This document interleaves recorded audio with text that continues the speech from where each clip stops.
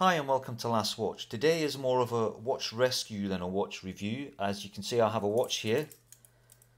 It's an old quartz watch. I've had this watch for more than 10 years, just over 10 years. I remember specifically when it was given to me. It was given to me as a birthday gift by a friend. Sadly, it's been languishing in a drawer for at least the last 6 or 7 years. Partly due to the fact that it is dead. It's in dire need of a replacement battery. I have a battery here. I'm hoping that when I put the battery into this watch, it fires up and starts running again.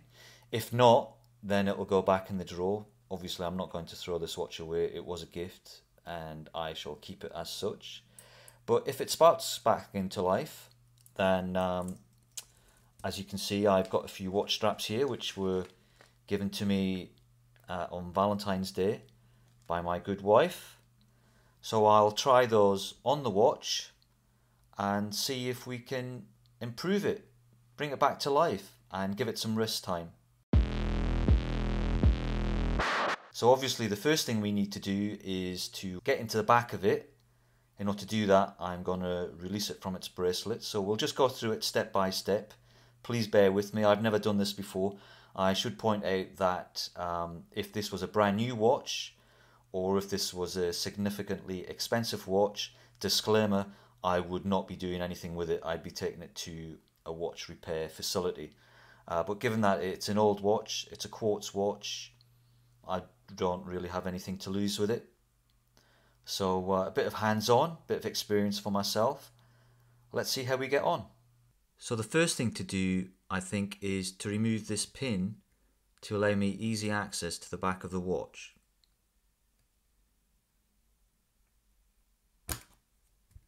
That was easy.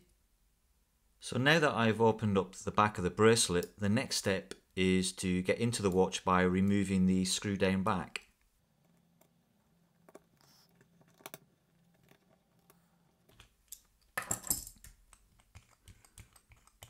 Okay, so I have to admit, off camera, I did loosen that somewhat before I actually attempted it on camera.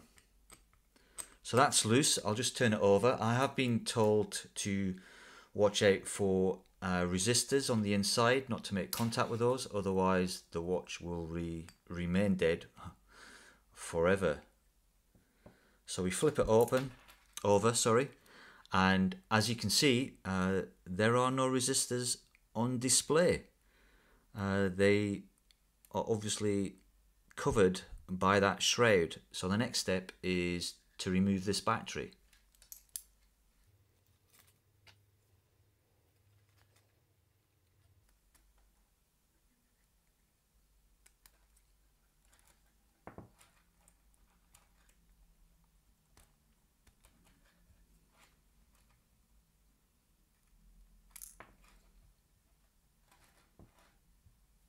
And there we have the old battery.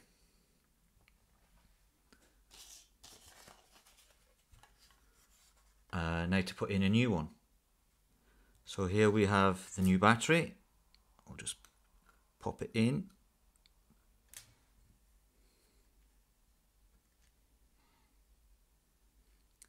Sorry if I'm blocking your light, guys.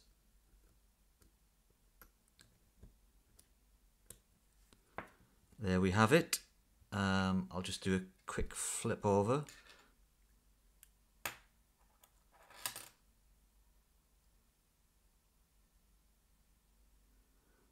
And I was a little bit worried there because I'm looking at this large second hand and not seeing any movement. But I forgot that this is a chronograph, albeit a very cheap quartz chronograph. And if you look at the lower dial, you can clearly see a second hand that is rotating. So that's good. I now have a working watch. So the next step is to put on the back.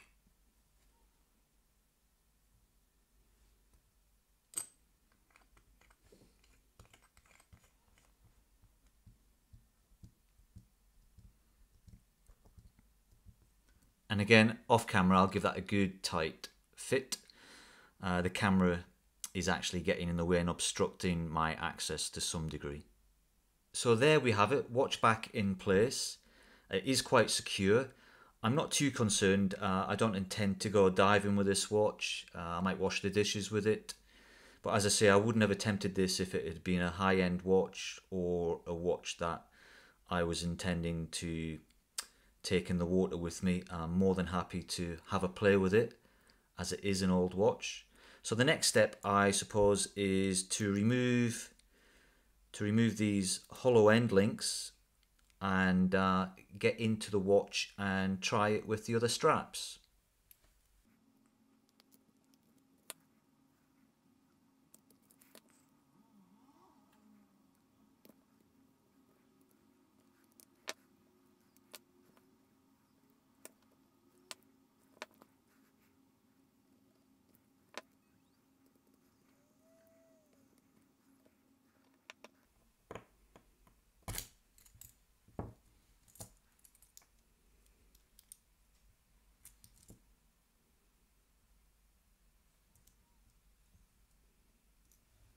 So that was a bit fiddly. It took a bit of doing, a bit of playing. The pin actually came loose quite quickly, but it was just the tension of the bar and the hollow link that was keeping it all in place. So I'll do the next one off camera just to save a bit of time. And no surprises there. Off camera, it literally popped out in about 3 seconds. So here we have it, my much neglected, unloved quartz watch from Accurist. I don't know much about this watch. I'll do some digging online, see what I can find out, if anything. But what I do have is I have several straps here, courtesy of the wife. I won't go through the process of putting them on camera, but I'll put them on the watch one by one. I'll give you a shot of how the watch looks with each strap on. We'll maybe label them A, B and C, and then we'll put it to the vote. We'll let you decide which strap you think suits the watch best, and that will be the one that I keep on the watch. And here we have it on the first strap. We will call this strap A. It's a black leather strap with white stitching. The more observant of you will have noticed already that the strap does not fit the watch. These straps were bought for a different watch with a 20mm lug gap. This watch, as it turns out, has 22 mils. I'm not unduly concerned by that. This is pretty much a tester. We'll find a strap that the watch is suited to. If we do find a strap that it's suited to, then I can purchase that strap in the correct size. But for now, this will just give us a gauge as to what strap this watch actually suits. And here we have it on the wrist. That white stitching gives it a much more dressy look. I think this strap would be much more suited to a dressier watch, possibly the Saab 065 or similar. And here we have it on the second strap. This is an all black strap with a glossy finish to it. Red accents on the inside. And here it is on the wrist. It's not very comfortable at the moment. It's still quite stiff, but I'm guessing that's because it's brand new. Obviously it will wear in, be more comfortable. But again, it is just a gauge. This isn't the strap that it's destined to be on. But we'll call this strap B. And here it is on the last strap. We can call this one strap C. It's definitely the more attractive of the straps so far. And here it is on the wrist. I think I've definitely saved the best strap till last. Whether or not it suits this watch is another question. I keep looking at that blue dial and thinking really what this watch needs is a strap with a hint of blue, or maybe an all blue, possibly a NATO. If you have any thoughts or suggestions, please feel free to drop them in the comments. In any case, this has been a watch revival rather than a watch review, kicking new life into an old watch. I can use this one as a beta at worst case. If you've got any suggestions for a strap or any comments, please feel free to add them. Feel free also to like and subscribe to the channel and keep an eye out for my future videos. And I'll catch you on the next one.